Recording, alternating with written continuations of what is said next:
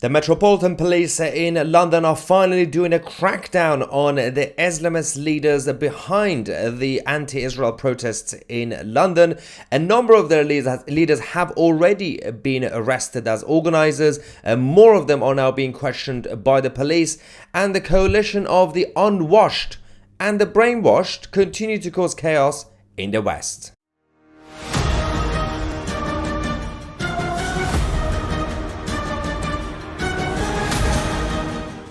Hello ladies and gentlemen, welcome to 2CTV, your global news channel. Yes, the coalition of the unwashed and the brainwashed. The reason we call it that is because we've got the Islamists, then we've got the far left.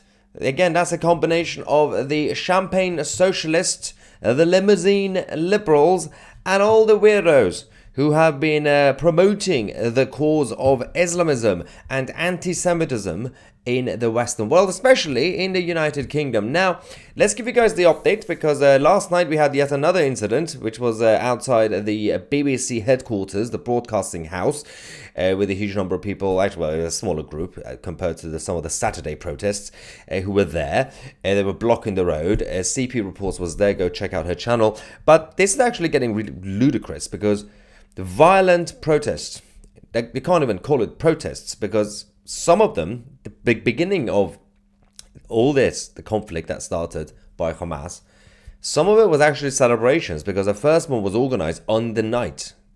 This is the same day, 7th of October 2023. There was no retaliation from Israel. It was basically a celebration for the next couple of days that we had. Then we had a situation where they were saying they were protesting, but they were violent and physically and verbally, obviously with all the genocidal chants. Now, some of these protesters who were actually blocked by the police for obvious reasons, they continue to do it, especially back in January. So the police are now questioning the Muslim Association of Britain, the chair of the Muslim Association of Britain, over the so-called Palestine Solidarity protest. Now, in January, these guys were not supposed to do certain protests, or again, you can't really call it protests, disruptions. They still did it anyway. And a couple of their organizers were arrested. More of them have now been questioned and will be questioned because of everything that's being... Essentially, they are continuing to ignore the rules. It's interesting that it took the police and the establishment this whole time to finally decide to do a crackdown. If it were any other group, there would be a crackdown within minutes. If you've been told not, for example, when the Jews in London go out on Saturdays to do their counter protests, the rules, restrictions are imposed on them on the day. And if for example, they put them in pens, they literally put them in a cage. If they step outside, they will be arrested immediately. This is the difference that we've so far had when it comes to the two groups. Now, for example, we've got Ragad Al-Tikriti, that's her name.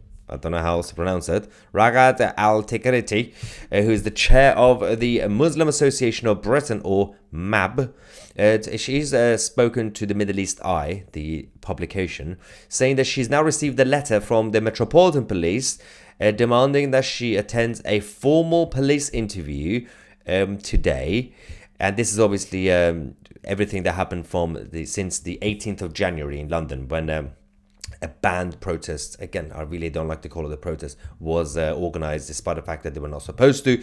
The other thing that they've been doing is, firstly, there has to be a full investigation into the funding of these organizations, because we know that when you look at pictures and videos from these so-called Palestinian protests from all around the world, whether it's in Toronto or Paris or Berlin, they all have identical cards, signs, everything else that we have, because they're all funded by the same groups, the same Marxist groups, same globalist groups, and that's the one thing that needs to be investigated properly.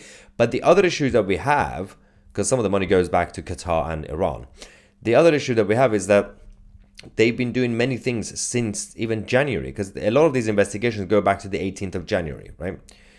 They have repeatedly technically protested outside Jewish synagogues in London. There's a couple of them, for example, one near Hyde Park, and they've been told, stop intimidating the Jews, especially on Saturday. It's a weird thing to do. And they continue to do it. If 2 or 3 people with the British flag, Union flag, or St. George's flag, the England flag, go outside the mosque and start shouting at a mosque, there will be a national coverage, United Nations, everybody will get involved. We know that. But that there will be condemnation from the political establishment. These guys can do whatever they want. Finally, with a lot of pressure on the police, they have decided to go and arrest some of them. Let's continue this because it goes beyond everything that's happened since January. Now, Al-Tikariti, the woman I said, is one of the several individuals who have now been summoned by the police over the public order offences. Letters have also been issued to the Stop the War Coalition officers. That includes Lindsay German, Alex Kenny, and Andrew Murray, and also the Friends of Al-Aqsa chair, Ismail Patel. Yes, so all these people are now being questioned. Now, we don't really know if this investigation is going to get anywhere. Is this just a gimmick for the police to be seen to be doing something, to tick the box? Or are they taking it seriously? Because as I said, if you want to do an investigation, it shouldn't really just be about what happened on the 18th of January or what happened a couple of weeks ago when they were not supposed to go outside the synagogue on a Saturday afternoon and some of them still did anyway. Or every single weekend, including last night, when you have breakaway groups just going around causing mayhem. They're not going to do that sort of investigation, are they? I don't think they are going to do that. For example, during the last disruption, obviously the police banned the protesters from gathering outside the BBC's broadcasting house because it was close to the synagogue. The police arrested the chief steward, this is Chris Nineham, and charged him with 2 counts of breaking the Public Order Act. He's going to continue to do what he's been doing anyway. We've also had Ben Jamal. Jamal is the director of the UK-based Palestine Solidarity Campaign. He was also arrested. Both of them pleaded not guilty to allegedly breaking the Public Order Act. It was quite clear that the Public Order Act was being breached. But they still decided to say, no, I don't know what you're talking about. Slap on the wrist, continue as normal. That's the message, right? Now, the Metropolitan Police have now released a statement because they can't really confirm the identity of these people now, but they've already exposed their own identity, including whatever her name was, Al-Takariti. The police said, as part of our ongoing investigation into the alleged breaches of the Public Order Act conditions on Saturday, the 18th of January, we have invited a further 8 people to be interviewed under caution at a police station.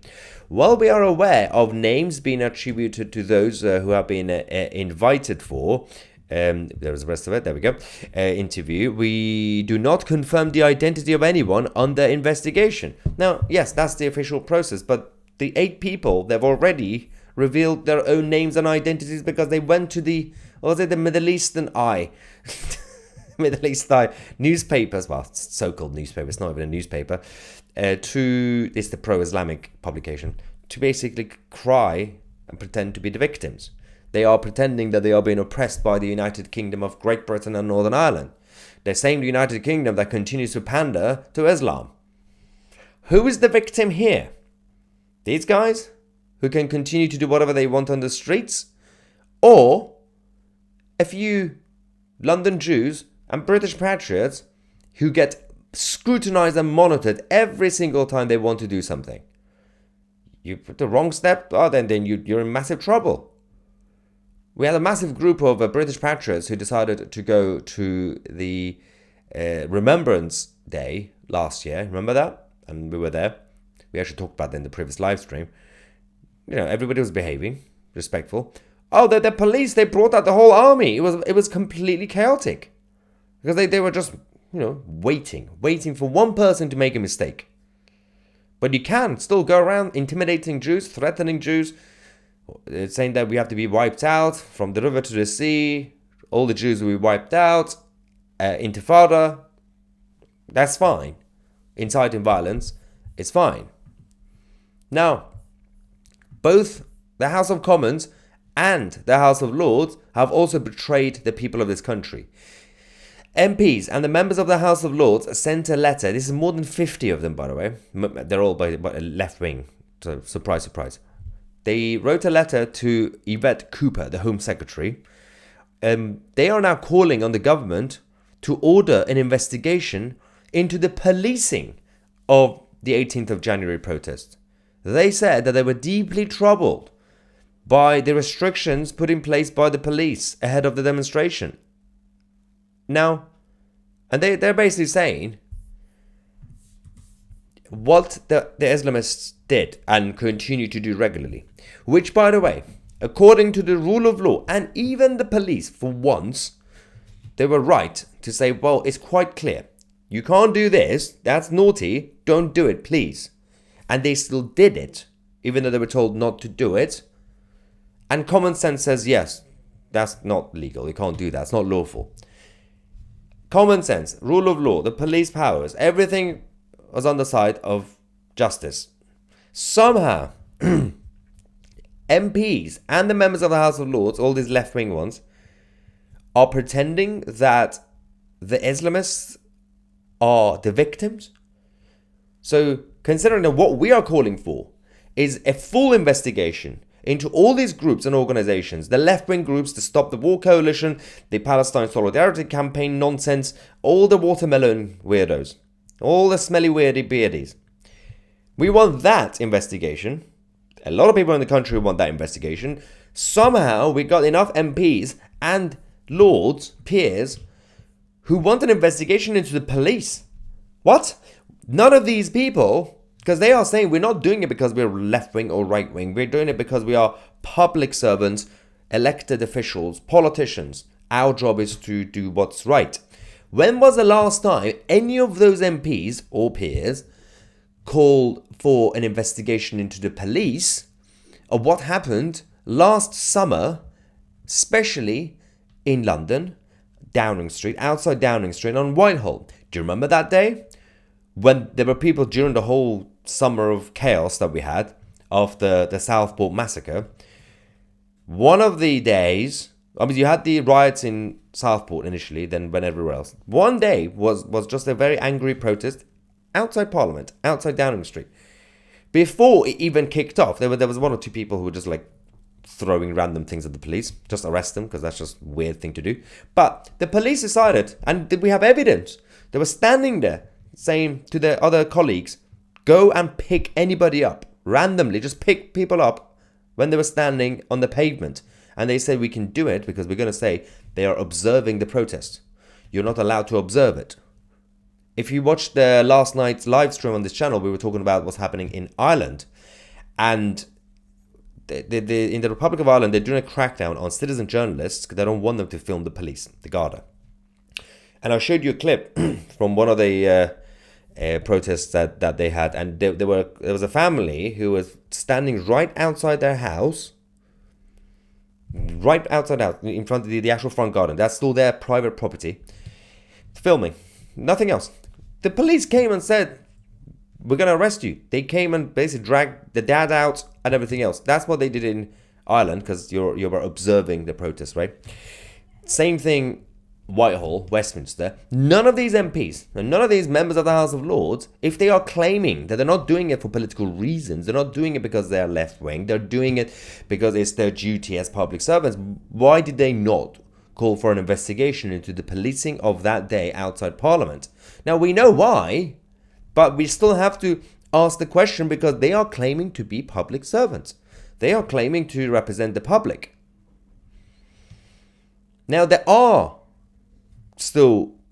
no element of mechanism that we have in the system that allows the right thing to happen every now and then, despite the two-tier policing, despite two-tier system that we have, because there are still enough people left who are following the actual common sense rules.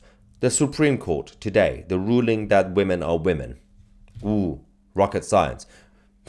People were surprised that, wow, that's a surprise the Supreme Court did that, because there's enough mechanism left, and there's still enough people who say, whoa, don't go that woke.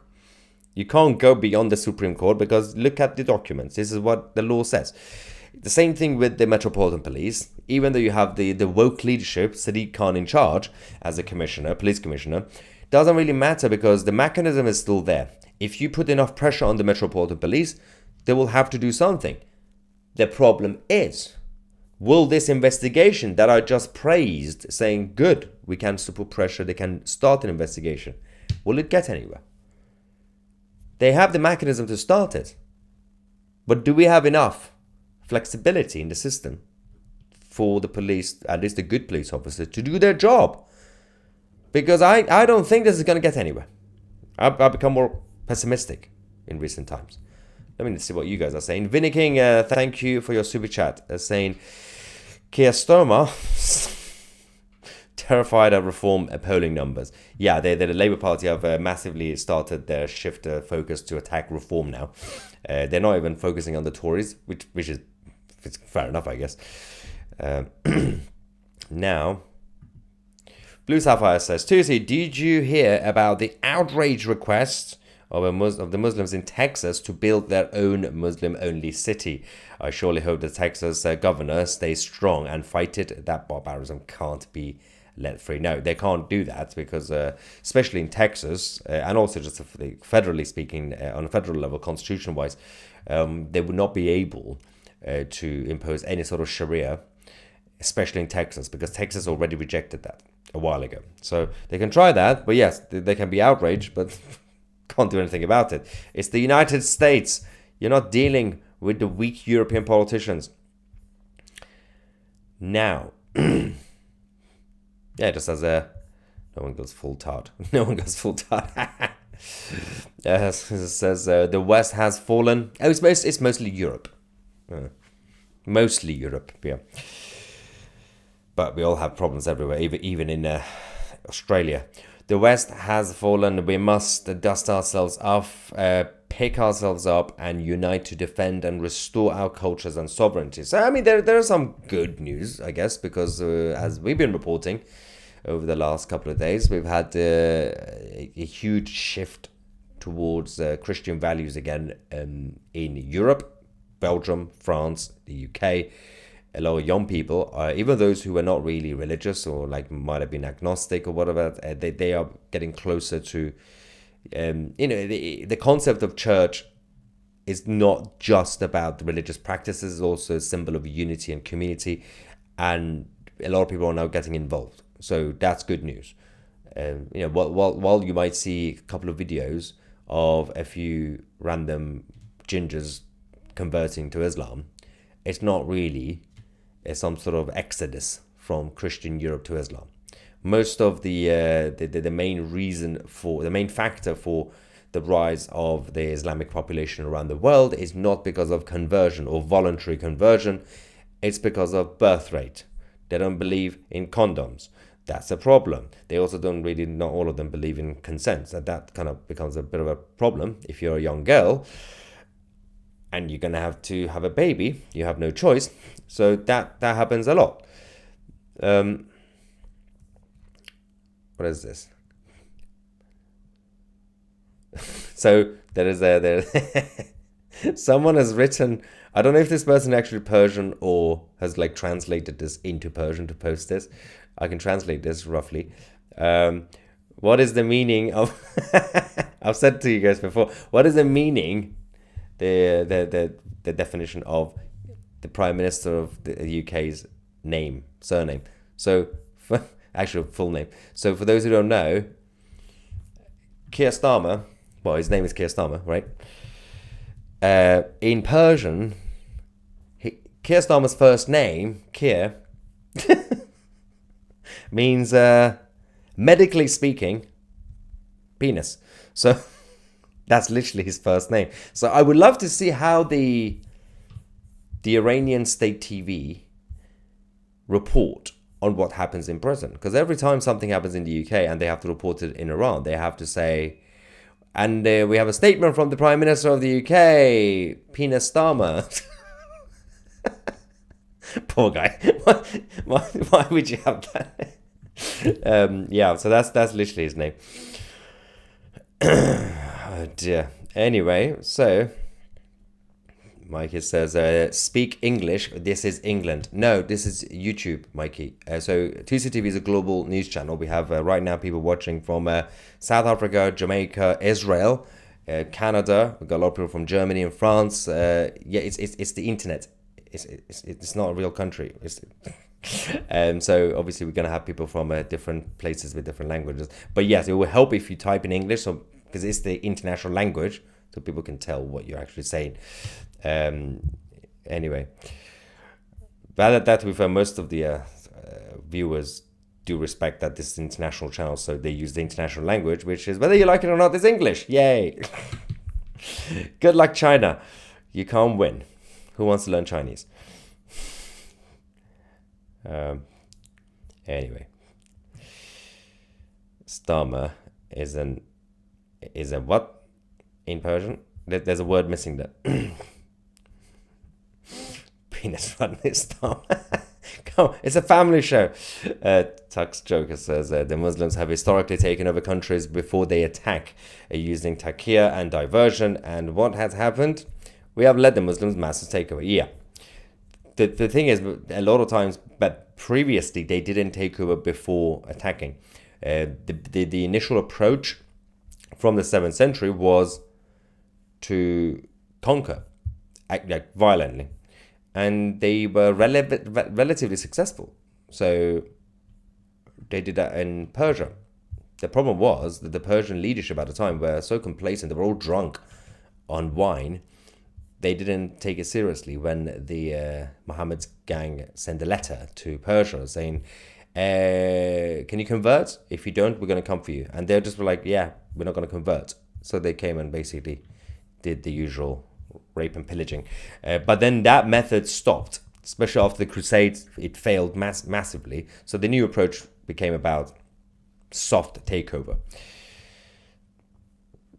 Mr. Cat says, you said the government was after shutting you down. No, monitoring and censoring, not shutting down. When will this happen, or is this more fake news? No, so it's you can read, Mr. Cat is an idiot. You can read the Hansard, if you want to, House of Commons, or just actually go on the government website. You can search for legislations. There's a new Act of Parliament, the Online Safety Bill, which has now given power to Ofcom. And Ofcom obviously are now regulating all these channels, not every channel, by the way, but there's a list of us. There's about a few thousand channels that they are monitoring. But luckily, the British bureaucracy means it's going to take them a few years for them to realize how to censor. So that's good. But yes, so there will be after shutting us down, but not necessarily just me. Anybody who's like me, but the monitoring is already here. So you can read it. It's not a fake news sort of thing. It's in Parliament. The legislation is there. You might have to learn how to read first, Mr. Cat. Then you can do it. We were talking about language, and Fiona is right. Sorry, guys. All around the world, English is the best. It's the best language. All right. It is also interesting because a lot of people think, they still assume, by the way, that the reason that the English is unofficially the international language is 100% because of the British Empire. Not necessarily, actually. So the British Empire was a foundation of expanding and exporting the English language by default. But actually, it's been the 20th century onwards because of the United States. The rise of Hollywood and then the internet is all led by the American cultural side. That basically expanded the usage of the English language more than the British Empire. Although you can make an argument that the America, as a human experiment, was also technically a product of the Anglosphere and what became the British Empire. So technically, the British Empire can still take credit for even America and the English language being exported quickly. Sadistic Atheist, love that username. Sadistic Atheist says 4,000 plus, 4,700 now people watching, only 1,400 likes. Thumbs up, guys. I know. Listen to the Sadistic Atheist, guys. We now have 1,553 likes. Click on the like button. It will help. I think. I've been told. I don't know. Now, please stop. trying to equate the Holy Bible and the Quran. No. Who's doing that? Are we talking about the Bible or the Quran here? I'm very confused. No. I don't... Yeah. Well, the Bible is the Bible, and Quran is just a manifesto. It's a political manifesto. It's a very inconsistent book, by the way. The chapters are all over the place. But the excuse is... it's very poetic. Anyway. April says, did they wake up the police or just putting on a show, then release them? Skeptical, in my opinion. Yeah, so that's what I said. So, as I said, there is enough mechanism right now. What we're talking about in this live report about the police crackdown on the Islamist leaders in the UK, primarily in London, is that there is enough mechanism and people in the police force to actually do it, and they have done it because there's been pressure on them. We keep shouting about two-tier system. So they have to do something. My skepticism, like April, is can it get anywhere? Not necessarily are they just doing it for show, the police, because that could easily be a thing. It's just, for them to be seen to be doing something. But even if they want to do something, even if they want to be professional and actually investigate these idiots, the watermelon crowd, I don't think we have enough mechanism for the next stage. So you have to go to court, and then there will be an appeal, High Court, Supreme Court, ECHR, the Prime Minister, the Palace. These guys who continue to organize chaos in the West, in the UK, will be able to do it, because the problem that as I said earlier, is that this investigation into the organizers of the Palestinian protests is not really the investigation that I wanted. As I said, you need to go deeper, find out about the funding funnels, all the channels that are sending money to these guys, from the groups linked to the state of Qatar, the Islamic Republic of Iran, George Soros, Alex Soros, obviously, and all the other types of groups and globalist Marxist groups who are funding many voluntary organizations, charity groups, human rights groups, Amnesty International, any sort of group that has nice words in it. We are good people, and then we are just fighting against genocide. It's such an incompetent genocide. The population in Gaza continues to grow for some reason. Again, they don't like to use condoms. Now,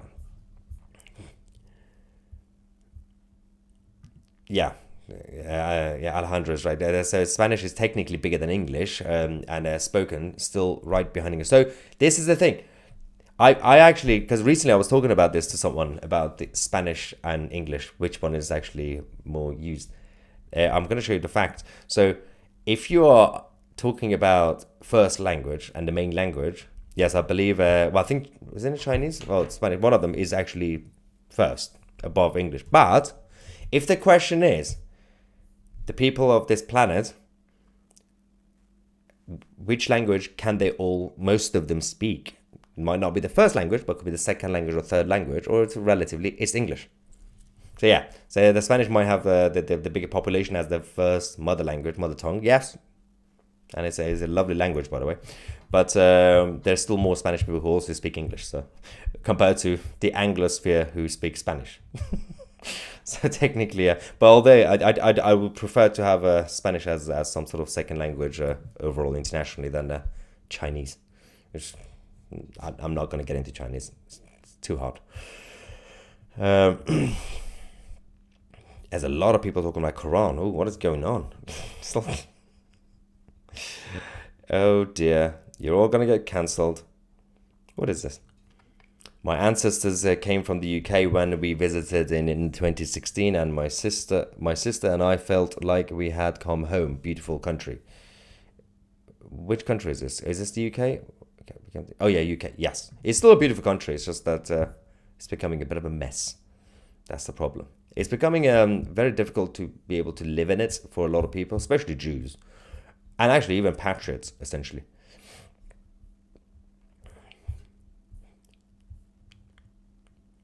Yeah, I think Andrew is right. Chinese is still more widely language. Hang on. Wait. I love how we're focusing on the very important things. So yes, Chinese is first, Spanish is second, English is third, but that's as the first language. So that's the 885 million is Chinese Mandarin. And 330. Oh, actually, the technically Spanish and English are neck and neck. 332 million. Way. Spanish, you need to have more babies.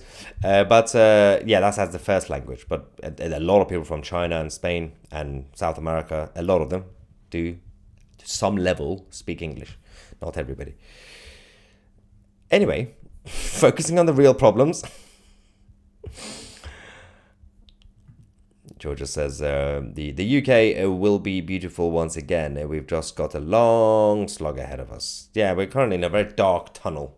Very, very dark tunnel, and eventually we'll come out. But there's some good news. Today, the Supreme Court confirmed that women are women. We are winning small battles, ladies and gentlemen. We're kind of winning the battles that we won about 5 million years ago. And to celebrate this, we are obviously launching the 2C store, which is coming out soon. It's not out yet. But one example of a product you could find is this. I love how I got the pink one, right? Biology. Ideology. Different. So this is what, again, it's not going to be just pink. Different colors, different sizes. It's a crop top. This is for my fiance. You're going to get all this soon when we launch the 2C store. Thank you so much for watching. Make sure to become a member of 2C TV Plus, our independent platform, to get access to all our documentaries and original series. You can go on 2c.tv or find the link in the description. The app is coming out soon as well on Maya 2C, and we are the media.